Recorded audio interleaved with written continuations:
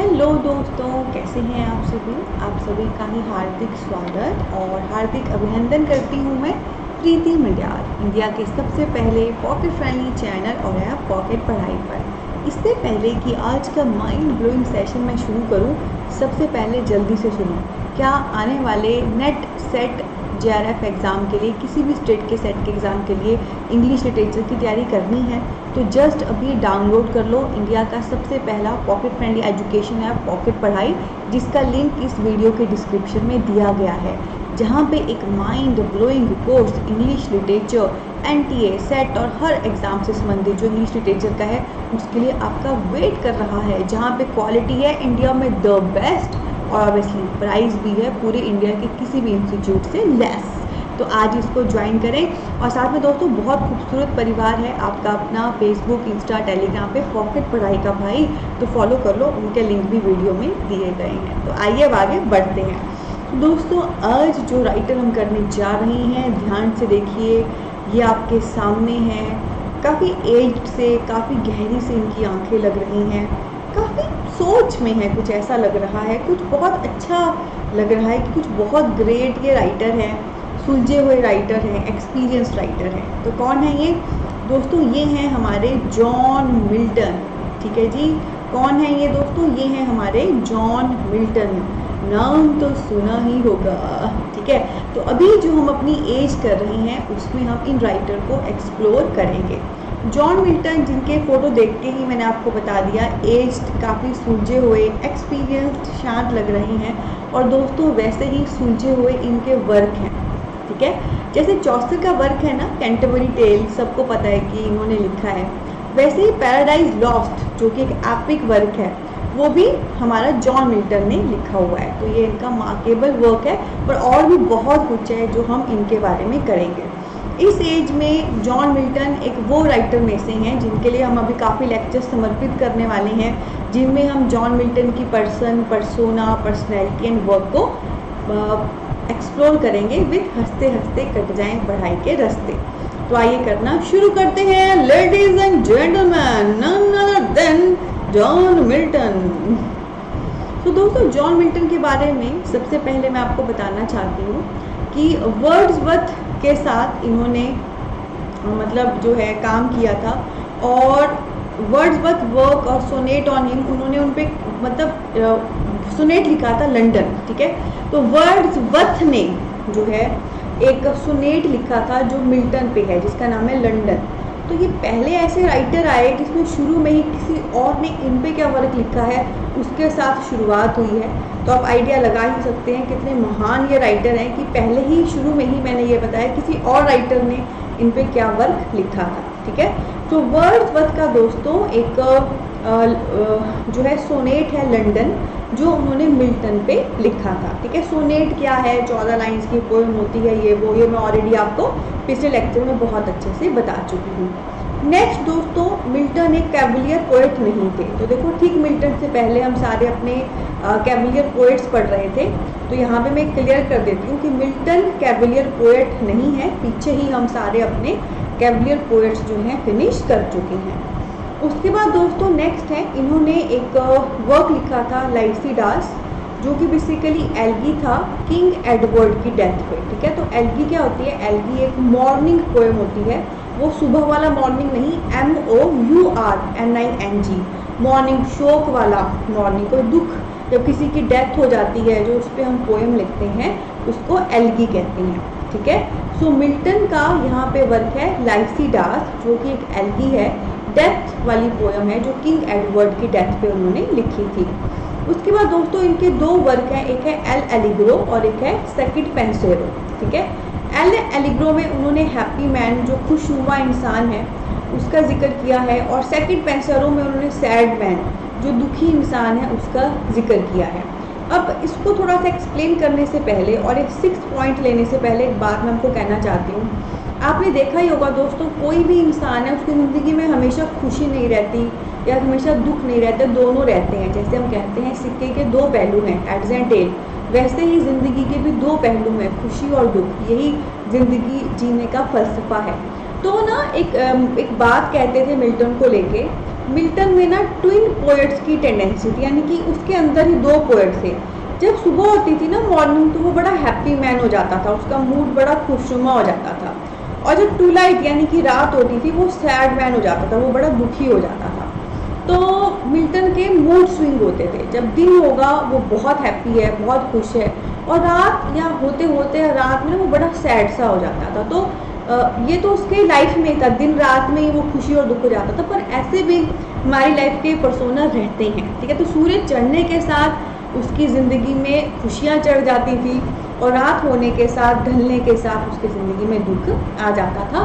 तो ये twin poet का कॉन्सेप्ट भी हम मिल्टन को कहते हैं। और इसी से देखो इसके दो वर्क किसने लिखे हैं, एल एलिग्रो और सेकंड पेंसेरो। एल एलिग्रो में दोस्तों उसने हैप्पी मैन, खुशनुमा आदमी के बारे में बताया है, और सेकंड पेंसेरो में उसने सैड मैन, दुखी पर्सन के बारे में बताया है। इसके अलावा दोस्तों इनके कुछ और वर्क भी हैं, जैसे कि आर्केड्स, आर्केड्स इनका मास्क है, एंड कॉमर्स, कॉमर्स इनका मास्क है, ठीक है। ऑन हिज ब्लाइंडनेस, ये तो इनकी पोएम है बेसिकली, ठीक है। तो आर्केड्स इनका मास्क है, कॉमर्स इनका मास्क है, ऑन हिज ब्लाइंडनेस ये काफ़ी पॉपुलर पोएम है। सबसे पहले मैं मास्क को लेकर आपको बता देती हूँ। मास्क क्या होते हैं दोस्तों, मास्क एक प्रकार के ड्रामा होते हैं, ठीक है। कैसे ड्रामा, जैसे जिसमें हम मास्क पहन के परफॉर्म करते हैं, जैसे नॉर्मल पात्र आके स्टेज पे परफॉर्म कर रहे हैं, वो नॉर्मल हो गया। पर जो भी पात्र हैं ड्रामा के, उन्होंने मास्क पहना हुआ है, जैसे मानो आप किसी इविल को शो कर रहे हो, उसको ब्लैक मास्क पहना दिया है। किसी डिवाइन पर्सन को शो कर रहे हो, आपने उसको वाइट मास्क पहना दिया है, या कोई पावर और शक्ति का प्रतीक है, उसको रेड मास्क पहना दिया है। तो ऐसे मास्क पहने हुए कैरेक्टर ना ज़्यादा अपील करते हैं, लोग ज़्यादा देखते हैं। तो इनका जो आर्केडस और मास्क कॉमर्स है, ये इनके मास्क हैं, ऐसे ड्रामा हैं जिनको मास्क पहन के प्रस्तुत किया गया था। और ऑन हिज ब्लाइंडनेस, ये उनकी पोएम है। तो ऑन हिज ब्लाइंडनेस, ब्लाइंडनेस पे, तो एक्चुअली ना जॉन मिल्टन अंधा था दोस्तों। उनकी मतलब समय के साथ उनकी आंखों की रोशनी चली गई थी, तो उसको बड़ी खूबसूरती से अपने अंधेपन एंड उस एक्सपीरियंस को उन्होंने बहुत खूबसूरती से अपनी इस पोएम ऑन हिज ब्लाइंडनेस में डाला है, ठीक है। तो दो हो गए मास्क वर्क, आर्केडस और कॉमर्स। और मास्क क्या होते हैं, मास्क मुखौटा पहनकर ड्रामा प्रस्तुत करना, और ऑन हिज ब्लाइंडनेस हो गई उनकी पोएम जो उनके अपने ही अंधेपन पे आधारित थी। उसके बाद दोस्तों उनका एक वर्क है इकोनोक्लास्टर, जो 1649 में आया है। ये मिल्टन का ऐसा वर्क है, बहुत सुना ही नहीं होगा किसी ने, पर क्योंकि आप पॉकेट पढ़ाई पे पढ़ रहे हो तो आपसे कोई चीज़ छूटेगी नहीं, हर चीज़ आपके सामने आएगी। इकोनोक्लास्टर 1649 में आया है, मिल्टन का वर्क है। तो ये क्या था, बेसिकली एक पर्सन था, इकॉन बेस्लाइक, ठीक है। एक पर्सन था इकॉन बेस्लाइक, उसने कुछ काइंड ऑफ बहसबाजी कर दी, या कुछ कहा था मिल्टन को, कुछ अच्छा नहीं कहा था, ठीक है। तो उसको रिप्लाई देने के लिए, इकॉन बेस्लाइक को रिप्लाई देने के लिए जॉन मिल्टन ने अपने इस वर्क को यूज़ किया था, इकोनोक्लास्टर, जो 1649 में आया था। और इस रिप्लाई के अलावा इस वर्क की खास बात क्या है, जो भी इंग्लैंड यानी कि ब्रिटेन के क्राइसिस थे, यानी कि जो भी डाउन चीज़ें थी, उनको बहुत खूबसूरती से हाईलाइट किया है इस वर्क में। यानी कि जो भी चीज़ें ब्रिटेन यानी कि इंग्लैंड में अच्छी नहीं थी ना, कुछ भी पॉलिटिकल वे से, इकोनॉमिकल वे से, सोशल वे से, उसको उन्होंने यहाँ पे हाईलाइट किया था, बताया था कि ये चीज़ें अच्छी नहीं है, ठीक है। तो इकोनोक्लास्टर जॉन मिल्टन का वर्क है, 1649 में आया है। इसमें उन्होंने बेसिकली एक पर्सन है इकॉन बेस्लाइक, उसको रिस्पॉन्स दिया था, उसने कुछ कहा था, उसका रिस्पॉन्स उन्होंने दिया था इस वर्क को लिखकर, और बहुत खूबसूरती से जो भी इंग्लैंड की प्रॉब्लम्स हैं, क्राइसिस हैं, इकोनॉमिकल, सोशल, पॉलिटिकल लेवल पे उनको हाईलाइट किया था। और दोस्तों पता है मिल्टन ने 3 शादियाँ की थी। तो ये मिल्टन की जीवन की कुछ खासियत है, एक तो वो अंधे थे, और महान वर्क तो उन्होंने लिखे ही हैं, और उन्होंने 3 शादियाँ की थी, ठीक है। अब ये शादियाँ भी कई बार जहाँ से मैंने नोट्स बनाए थे वहाँ पे ये भी लिखा था इस साल शादी की है, अब ऐसा प्रश्न तो नहीं आएगा तो मैंने उसको छोड़ दिया, पर इतना आपको बता दिया कि इन्होंने 3 शादियाँ की थी। इसके बाद दोस्तों मैं आपको बताना चाहती हूँ इनका इसी 3 शादियों से रिलेटेड ये मैंने 7वें पॉइंट लिखा है next, doctrine and discipline of divorce. तो ये भी इनका वर्क है, तो आपने इसको रिलेट कर सकते हो, जिसने 3 शादियाँ की होगी ऑब्वियसली उसको डिवोर्स के बारे में पूरी फिलॉसफी, पूरी डॉक्ट्राइन, उसका डिसिप्लिन पता होगा, ठीक है। तो मैंने इकट्ठे ये पॉइंट्स रखे हैं। 9 पॉइंट हैं कि जॉन मिल्टन ने 3 शादियाँ की, और 10वां पॉइंट है इनका एक वर्क था doctrine and discipline of divorce, कि जब डिवोर्स होता है तो उसके पीछे की पूरी डॉक्ट्राइन, पूरी फिलॉसफी क्या है, क्यों होता है, किस वजह से होता है। क्योंकि उन्होंने 3 शादियाँ की हैं, तो आई थिंक इनसे बेटर और कौन बता सकता है। ठीक है, तो ये उनका वर्क है।